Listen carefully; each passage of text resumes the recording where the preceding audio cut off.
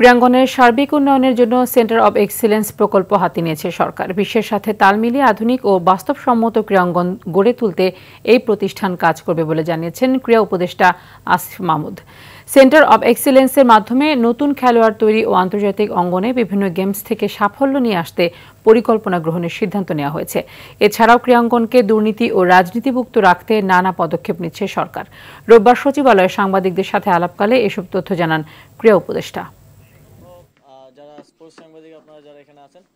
Centre of excellence স্লোগানে বাংলাদেশের প্রথমবারের মতো নির্মিত হতে যাচ্ছে বাংলাদেশ স্পোর্টস ইনস্টিটিউট। দ্রুততম সময়ে আমাদের এই প্রকল্প বাস্তবায়ন হবে এবং আমরা বিশ্বাস করি এদেশের ক্রীড়াঙ্গনে মানুষের জন্য আশীর্বাদ হয়ে আসবে Bangladesh sports institute centre of excellence.